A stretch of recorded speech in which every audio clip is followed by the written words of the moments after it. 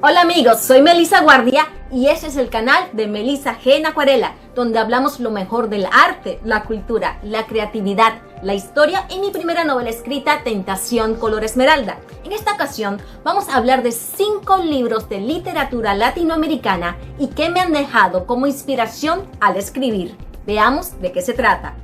Cada libro es un viaje, como cada viaje es un libro. En este video vamos a hablar de 5 libros de un país de Latinoamérica diferente y vamos a escuchar un pequeño extracto de lectura del mismo para luego hacer un comentario y conocer qué ideas o información me han brindado para tener un poco de inspiración a la hora de emprender mi propia aventura literaria. Vamos a empezar con nuestro primer viaje, nuestro primer libro.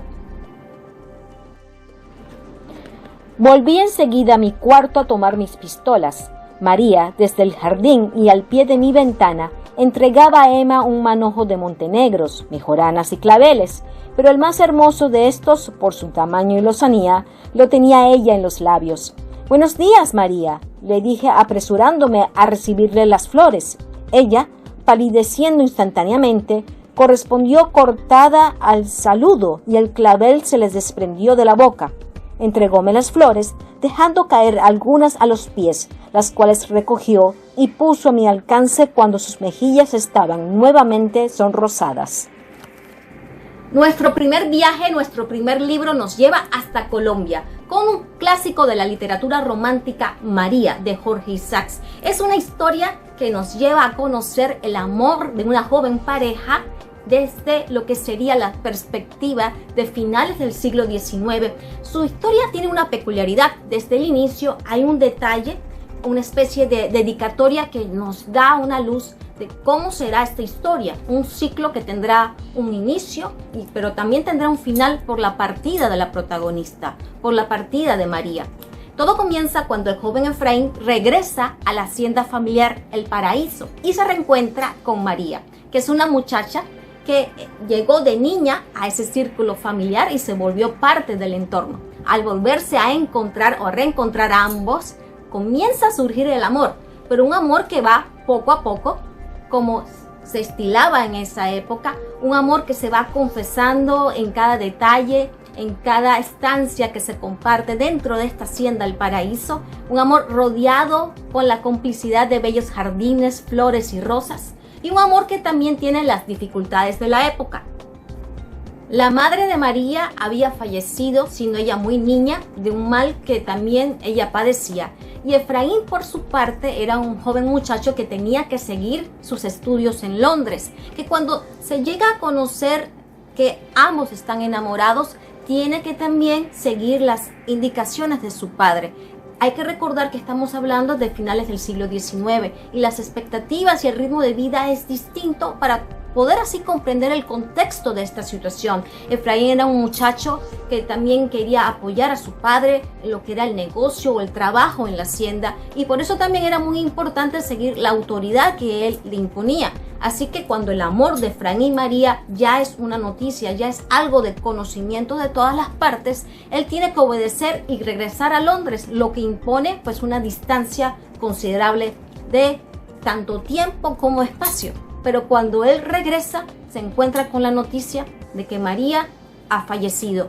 Y así podemos entender este ciclo romántico que desde un inicio se nos anunciaba que tenía un principio y que tenía un fin. Es una lectura que en lo personal puedo decirte que podría resultar para ti un poco pesada, no solamente por el vocabulario, sino también por las expectativas que tenemos sobre las historias de amor. Habrá quienes sí les gusta esta particularidad y habrán quienes no tanto coincidan con esto. Este es uno de los detalles muy particulares de esta novela, pero es muy importante que tú puedas buscar aquello que te facilite la lectura. En mi caso, siendo este un clásico que es parte de la formación académica de muchas personas, me ayudé mucho con lo que es la descripción de la naturaleza y sobre todo del escenario principal, la Hacienda El Paraíso, cuyo nombre nos da una especie de guía para entender lo que va a suceder en esa trama, porque el paraíso es como el sinónimo de una situación ideal.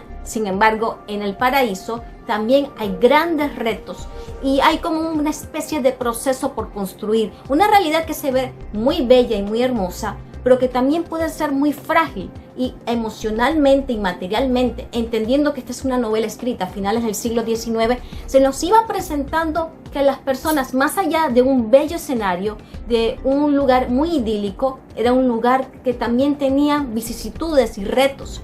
El ser humano estaba en la conquista de muchos ámbitos y de muchos recursos. Eso sí, desde fuera el paraíso se podía ver como un lugar perfecto, un lugar donde cualquiera quisiera estar. De hecho, esta hacienda en el Valle de Cauca es una casa museo donde los visitantes pueden revivir este romance de María y Efraín en cada una de sus instancias y sobre todo rodeado de esa bella naturaleza para entender de mejor manera cada una de las palabras que describen y cada uno de los momentos que describen esta novela. Pero yo me quedé con la lectura de María, con esta particularidad del nombre de la hacienda, porque fue uno de los factores que me ayudó a su lectura. La naturaleza y la arquitectura es uno de mis temas favoritos, así que siempre me llamó muy poderosamente la atención el nombre de la hacienda del paraíso y este juego de palabras y de emociones que hay, porque me preguntaba, ¿quién desde fuera del paraíso? ¿Quién desde fuera de un lugar que se ve muy hermoso, muy lindo, pero que tiene grandes retos, pudiera pensar que entrando ahí todo sería perfecto y que no habrían retos que vencer? Me quedé con esa pregunta como parte de la inspiración para mi propia aventura literaria y poder contestarla. Ahora vamos a pasar a un segundo viaje, a un segundo libro. Luis Cervantes, discreto, no respondió una palabra. Pasó una semana, 15 días. Los federales no daban señales de vida. Por otra parte, el frijol y el maíz abundaban en los ranchos inmediatos. La gente tal odio tenía a los federales que de buen grado proporcionaban auxilio a los rebeldes. Los de Demetrio, pues esperaron sin impaciencia el completo restablecimiento de su jefe. El segundo libro nos lleva hasta México con la obra Los de Abajo de Mariano Azuela. Esta es una obra de las primeras décadas del siglo XX y nos habla acerca de la situación de la Revolución Mexicana, con un énfasis muy particular en aquellos personajes que podríamos describir como los que pertenecen a los niveles socioeconómicamente hablando más inferiores. La gente del campo, la gente que tiene que luchar por su vida, que tiene que hacer un esfuerzo para sobrevivir, que tiene una manera de convivir, de hablar, de comer. Es una descripción que sería todo lo contrario a lo que vimos en María, donde hay un mundo muy bello y muy delicado. Este es el caso de Los de Abajo, que nos dará una mirada a lo que sucedía en el marco de la Revolución Mexicana con el protagonista Demetrio Macías, que entra en el combate sin buscarlo. Todo sucede cuando Demetrio Macías, que se encontraba al sur de Zacatecas, en el territorio de la República Mexicana, tiene un problema con un cacique. Y este cacique crea esta idea falsa de que él se quiere rebelar para que los federales lo ataquen a él. Y a Demetrio Macías no le queda otra que defender su vida, defender a los suyos. Y comienza así un combate sin buscarlo contra los federales. Y se van uniendo más personas hasta formar un grupo, una especie de un grupo combativo que iba contra los federales y que tenían los sentimientos necesarios para luchar de alguna manera por la libertad, pero sin entender exactamente qué implicaba esa lucha por la libertad, sin tener un objetivo. El grupo de Macías irá avanzando a lo largo de México e irá demostrando una destreza para la fuerza, para el combate, pero también irá demostrando de que no tienen una estructura para conocer qué harán después de ese combate y sobre todo por qué combatían. Aquí es cuando llega otro personaje, Luis Cervantes, que sale de las filas de los federales. Es un hombre de intelectualidad, es un hombre de estudios, pero llega a este grupo de Macías muy entusiasmado para descubrir que realmente no tenían claro por qué luchaban, no tenían claro por qué lo hacían, pero habían logrado destreza para ir haciéndolo muy bien.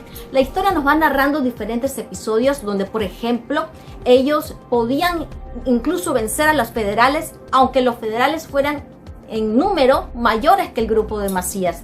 También nos va contando cómo Demetrio Macías, al lograr todo este grupo, esta popularidad, decide buscar al cacique con el cual tuvo el problema inicial que comenzó o que detonó todo este combate, y ya tenía la capacidad y la popularidad y el apoyo y también los recursos para de alguna manera tomar venganza. Va transcurriendo la historia y vamos a su vez viendo no solamente a diferentes personajes que representan esta vida del campo unida a la batalla o unida al combate, sino también vamos viendo este proceso en donde hay una especie de descenso en los ánimos y en la claridad sobre por qué se seguía peleando. Llegan momentos en donde, por ejemplo, hay que tomar decisiones que son de otro tipo, cuando hay una especie de convención política y el grupo de Macías tiene que decidir a qué líder apoyar, si a Carranza o a Pancho Villa. También en este momento hay ya un desgaste. Luis Cervantes, decide dejar las filas de Macías e ir a los Estados Unidos, lo cual va demostrando que la lucha está llegando a un fin y está llegando a un fin sin un propósito. Llega aquel momento donde se retorna al lugar donde se inició todo y se toma la decisión equivocada, porque al no apoyar a Carranza y su grupo va contra el grupo de Macías, que había apoyado a Pancho Villa, y ya con menos recursos, con más cansancio, con más hambre, el grupo de Macías es derrotado.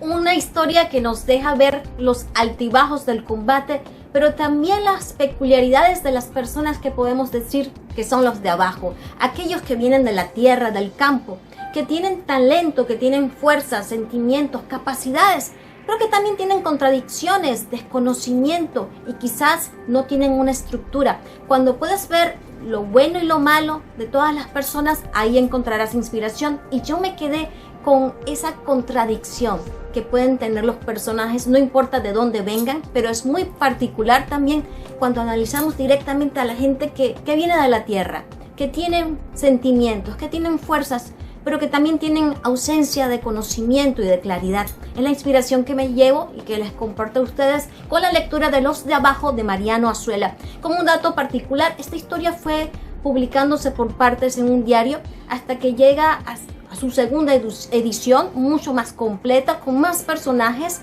pero con la misma estructura que les he narrado.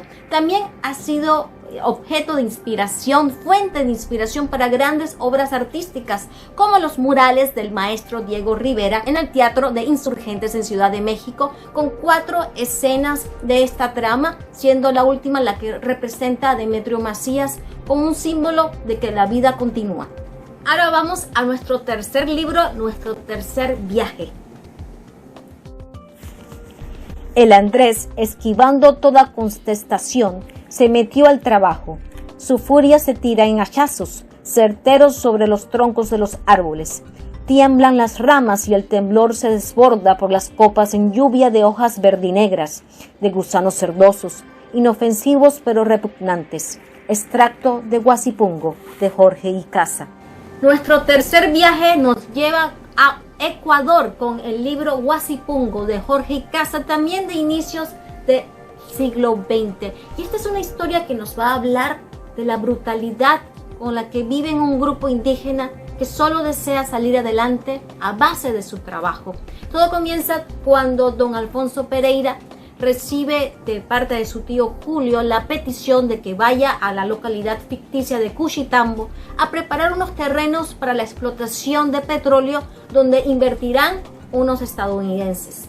Don Alfonso Pereira no tiene más remedio que hacer caso a las palabras de su tío Julio, ya que él se encuentra en problemas económicos y también está en un dilema social, un dilema moral, porque su hija está embarazada de una persona que no esperaba que fuera parte de su abolengo o de su familia. Es así como Alfonso Pereira tiene que llegar a Cuchitambo y tomar un grupo indígena que trabajará para acondicionar la tierra, y el pago será el Huasipungo, que es una porción de terreno inservible que se les daba a los trabajadores a cambio de hacer una labor, pero esta labor era en condiciones infrahumanas completamente, era una verdadera forma de esclavitud y explotación, pero el grupo indígena permanecía haciendo su mejor esfuerzo en espera de mejores días. Una de las promesas de esos mejores días vino con la construcción de una carretera, con el proyecto de que esa carretera serviría para comunicar con la capital. Pero el método de trabajo elegido fue demasiado agresivo y peligroso, cobrando así la vida de los indígenas, de los trabajadores.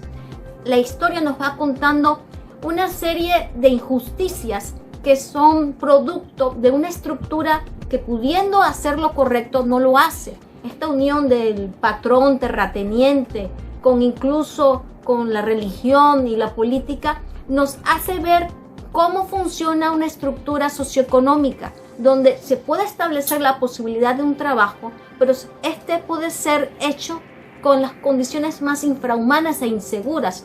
Por eso es que es una literatura que nos lleva a este escenario de brutalidad.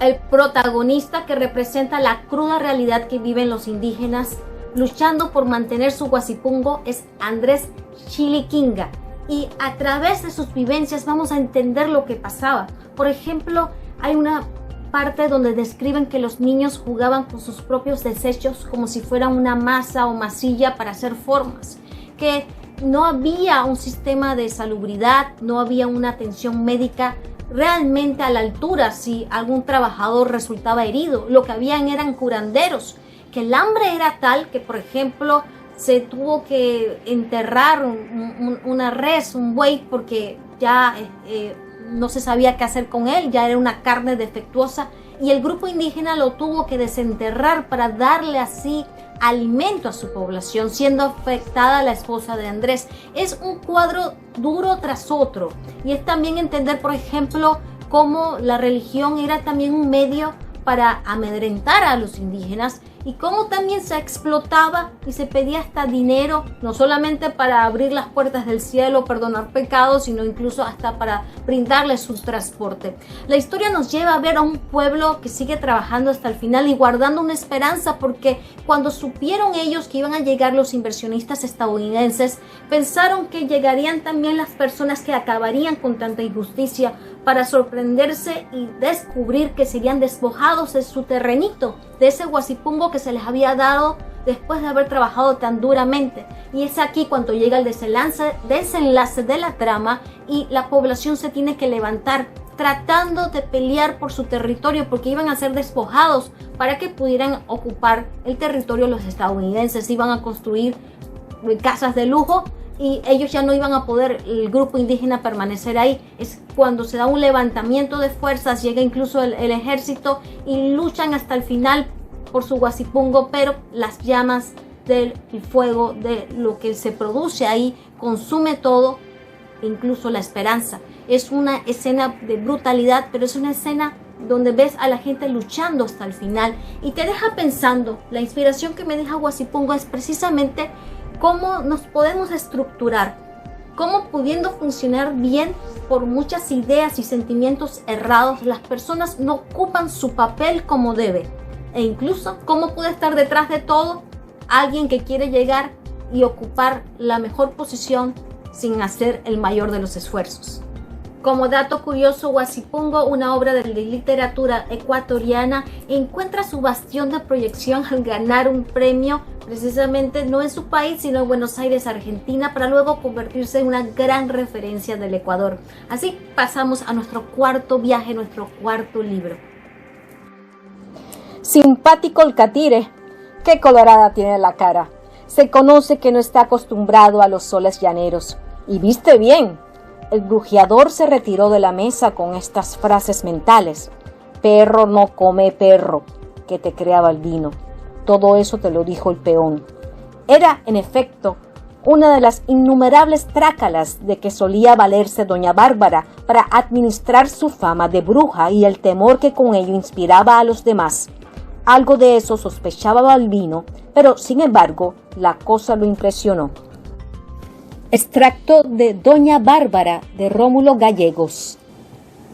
Nuestro cuarto viaje nos lleva a Venezuela con Doña Bárbara, un clásico de la literatura latinoamericana escrita por Rómulo Gallegos en 1929. Seguimos también en las primeras décadas del siglo XX. Esta estructura de Doña Bárbara ha sido interpretada y reinterpretada muchísimas veces, porque vamos a ver la figura del arquetipo de una mujer fuerte, arrolladora, hermosa, agresiva, caprichosa, misteriosa, hasta bruja. Doña Bárbara ha sido interpretada por grandes actrices también y siempre es una favorita del público. Tenemos que conocer un poco del personaje y sus inicios, y es que Doña Bárbara comienza con un episodio también de mucha salvajidad, cuando es atacada de jovencita esta muchacha por unos forasteros, unos piratas, y no solamente es violada, sino pierde a su primer gran amor, a Asdrúbal. De ahí prácticamente la historia nos lleva a ver que resurge una nueva persona, una nueva mujer, una mujer que sale prácticamente del dolor de la tierra y se convierte en esta devoradora de hombres, en esta mujer capaz de ir acumulando riqueza, poder, agresividad, caprichosa, ambiciosa, hermosa, que embruja a todas las personas. Pero también habrá el contraste de esta salvajidad versus la civilización con el protagonista, que es Santos Luzardo, un muchacho que regresa de Caracas y se establece en lo que es el paisaje llanero, porque toda esta historia tiene el contexto del gran paisaje llanero venezolano que se pierde, la inmensidad de esos escenarios ante la vista, y quiere aportar él lo que es la ley, la educación. Él es un hombre de leyes y viene a poner orden a la hacienda de su familia, que es la hacienda Altamira, mientras que Doña Bárbara tiene la que fue la hacienda La Barqueriza y que ahora se llama la hacienda El Miedo. Doña Bárbara ha ido acumulando riqueza y poder, engañando a los hombres. Uno de ellos fue Lorenzo Barquero, del cual toma la hacienda y la convierte en El Miedo. Pero ella también deja una hija, Marisela, que tiene a esta muchacha en condiciones realmente como una salvaje. Nunca la ha cuidado y ella ha crecido sola en medio de la barbarie. Llegará Santos Luzardo a poner orden, a querer delimitar la cerca perimetral entre ambas propiedades, a ver que las cosas se hagan bajo la ley, que no se sigan robando más ganado, pero también encontrará a una mujer que lo quiere seducir y él luchará para no caer en sus redes. También será este reencuentro con su familiar Lorenzo Barquero, que es también el padre de la joven Marisela, y él se va a convertir en el guía, en quien eduque y transforma a esta jovencita, pasando ella de la barbarie a la civilización, convirtiéndose en una mujer educada, elegante, linda, pero también comenzará a resurgir o a surgir el amor entre Santos Luzardo y la hija de Doña Bárbara, Marisela, lo cual complicará mucho más toda esta lucha que hay. El final de esta trama nos llevará al punto que quiero compartirles, que es entender la razón de un arquetipo.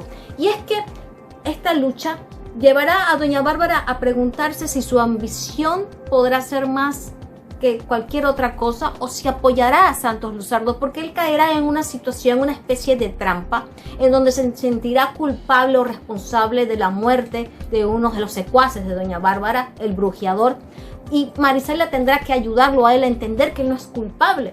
Doña Bárbara, por su parte, se enfrentará también a otros de sus secuaces, Balbino Paiva, en lo que es una especie de duelo entre ambos para salvar también la vida de Santos Luzardo, porque él es el verdadero responsable de los hechos que se dan al final. Pero es aquí donde Doña Bárbara se enfrentará a su destino, porque tendrá que decidir si permitirá el amor entre Santos Luzardo y su hija Marisela o arderá en rabia. Y en ese instante es donde llega la parte en donde uno entenderá por qué este arquetipo de mujer que es tan imponente es también tan importante. Porque ella tendrá que verse en su hija Marisela y tendrá que ver en la situación que viven Santos Luzardo y Marisela lo mismo que a ella le pasó con su primer amor, con Asdrúbal. Y para poder evitar que la barbarie continúe, ella tiene que hacer algo diferente a lo que hicieron con ella misma.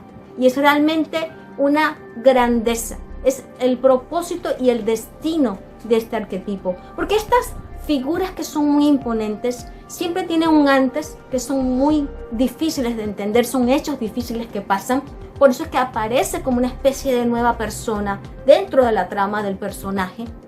Tiene un durante con estas características que llaman mucho la atención, pero lo más importante, tiene un después, que es el destino, la razón de todo. Y solamente una mujer tan fuerte como doña Bárbara podía detener la barbarie y permitir que la civilización continuara, permitiendo a su vez el amor del hombre que a ella le gustaba y el amor de la hija que había abandonado. Hacer posible el amor de Santos Luzardo y de Marisela. El destino final de doña Bárbara es tan misterioso como el personaje. Se hablan de dos alternativas, pero que va más allá de la imaginación. Pero lo importante aquí, la inspiración que me llevé, es que precisamente todo arquetipo, que puede ser aquel modelo o patrón que se utiliza para derivar y así crear estos personajes que son muy icónicos dentro de la literatura latinoamericana, no serían posibles sin un antes de hechos muy difíciles. No serían posibles sin un durante con todas estas características que son muy atractivas, pero no tendrían una razón de ser sin un destino, sin un propósito. Y ahí es donde radica la verdadera grandeza. Y llovían entonces los encargos o encargues que se hacían al viajero para llevar o traer. Encargos que variaban desde una raspadura hasta un pilón, desde un frasco de pildoritas de Reuter hasta un trapiche, desde un gallo de pelea hasta una escandalosa lechona, desde una máquina de moler carne hasta un par de rollos de alambre de púas, según fuera para un amigo de la capital o de este para el residente en el interior. Extracto de los encargos de Nacho Valdés.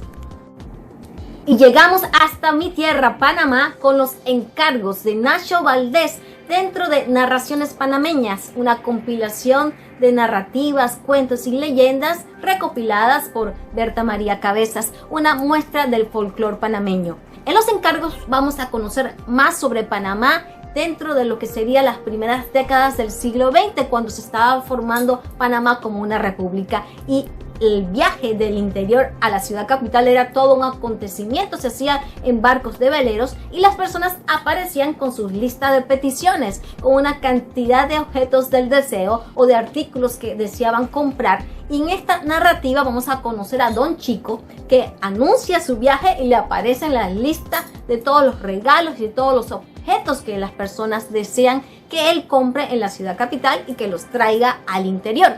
Y vamos a ver este recorrido donde Don Chico recibe una serie de papelitos con todos estos encargos y cómo él en su travesía, que esto tomaba 8 días de ida y 8 días de regreso, entre 15 a 16 días, como en este barco él saca todos estos papelitos y dentro de lo que sería la travesía, él va contando un dinerito y a cada papelito le va poniendo un dinerito, pero hay otros papelitos que no van a tener un dinerito y él los hace una bolita de papel y los arroja, que se los lleva en la brisa marina. Y como también al regreso de este viaje, pues comienza la repartición de los encargos con mucho entusiasmo y él va llamando a las personas y les va dando a todo tipo de artículos que han pedido, desde un diccionario, un almanaque, pares de alpargatas, sacos de harina, clavos para construcción, todo tipo de cosas que tú te puedes imaginar que alguien pedía en esa época, que era importante para el diario vivir. Llegaba un momento en que él hacía toda la repartición y de pronto había un grupo que se quedaba sin sus encargos. Entonces Don Chico tenía que dar la explicación más ingeniosa y la más educada posible. Y les decía, bueno, lo que pasa es que yo tenía todos los papelitos, decía Don Chico, con sus encargos. Pero algunos tenían un pisapapel, sí, ese objeto pesado que permite que no se huele un papel. Y ese pisapapel, decía Don Chico, pues era el dinerito que cada persona me dio para que yo le hiciera la compra. Pero habían otros papelitos, decía Don Chico, que no tenían pisapapel porque nadie me dio un dinerito para poder comprar. Así que se los llevó la brisa del mar y como yo soy muy tan desmemoriado, decía Don Chico, no me acordé de ningún encargo, de ninguna petición que ustedes me hicieron, así que no se pudo comprar nada de lo que ustedes querían. Esta narrativa, un poco pícara al final, un poco ingeniosa, nos habla que tenemos que ver cómo convivimos con cada idea que las personas pueden tener, porque las personas pueden tener sus expectativas y tener sus métodos para lograr sus expectativas. Habían quienes daban un dinero para que Don Chico hiciera la compra y los encargos, y había quienes no, y solamente se atrevían a pedir sin el dinerito, sin la plata, como le decimos acá en Panamá, que sirviera como un pisapapel, no solamente simbólico para que el papel no se volara con la brisa marina, sino también para que Don Chico tuviera una manera de cómo enfrentar todos esos encargos. ¿Qué sería de Latinoamérica sin nuestro ingenio? ¿Qué sería sin nuestra capacidad de convivir y tener que dar una respuesta ingeniosa, pícara, rápida, divertida, para que no se forme mayor conflicto y no haya mayor queja? Como hemos visto, Latinoamérica es una tierra de escenarios donde está en construcción muchísimas cosas, donde puede haber el conflicto, donde puede haber la batalla, donde pueden haber lugares muy hermosos pero que están en proceso de ser un poco más firmes, donde hay estructuras que podrían funcionar mejor, pero los sentimientos y los deseos de las personas no permiten que esto sea así. Hay arquetipos que tienen que surgir después de tanto dolor, pero descubrir su destino. Pero también está nuestra sazón latina. En este caso les compartí un poquito de nuestra sazón panameña para poder llevar el día a día y ser un poquito más felices. Les he compartido 5 libros de literatura latinoamericana, cada uno de un país diferente, dentro de lo que sería finales del siglo XIX e inicios del siglo XX. Y esto es lo interesante, ha pasado casi más de 100 años ya de todas estas publicaciones, un siglo en cuanto a promedio, y estas obras siguen tan vigentes. El valor que tienen para nuestra realidad es tanto que podemos seguir sacando de ellos no solamente información, sino mayor entendimiento y claridad sobre quiénes somos y qué podemos hacer para realmente convertirnos en una mejor región, en una mejor realidad. Por mi parte, como les compartía, en cada libro he tomado una inspiración para mi propia aventura literaria. Los invito a conocer el último video de comentarios que hemos hecho sobre Tentación Color Esmeralda, mi primera historia escrita, y ahí verán lo que sucede cuando un joven minero de nombre Fabriciano Rosales quiere entrar a la vida y a la realidad de la familia de la Vega, que maneja la concesión de una mina de esmeraldas, y cómo surge una nueva generación, los Rosales de la Vega, y cómo esa generación se encontrará con una intrépida paparazzi. Los espero en los videos de comentarios de mi primera novela escrita, Tentación Color Esmeralda. Gracias por habernos acompañado en un video más en Acuarela. Te invitamos a que conozcas todo lo que hemos preparado para que puedas saber más de lo mejor del arte, la cultura, la creatividad, la historia en mi primera novela escrita, Tentación Color Esmeralda. Te invitamos también a que no te pierdas todo lo nuevo que vamos a traer. Vamos a hablar de la arquitectura y vamos a empezar hablando, imaginando la arquitectura del futuro. No te pierdas próximamente esa presentación. Si te ha gustado este video, regálanos un me gusta para que pueda llegar a más personas. Déjanos tu comentario, comparte el video y por supuesto te invitamos a suscribirte. Estamos armando nuestra comunidad y solo nos faltas tú. Esperamos que este video te haya encantado y que puedas también ver los otros videos que tenemos acerca de libros y de comentarios sobre los mismos. Te esperamos en la próxima presentación. Te mando un fuerte abrazo en Acuarela. Soy Melissa Guardia. Este es el canal de Melissa G en Acuarela y será hasta la próxima. Suscríbete, danos like, comparte los videos y encuéntranos en melissagenacuarela.com.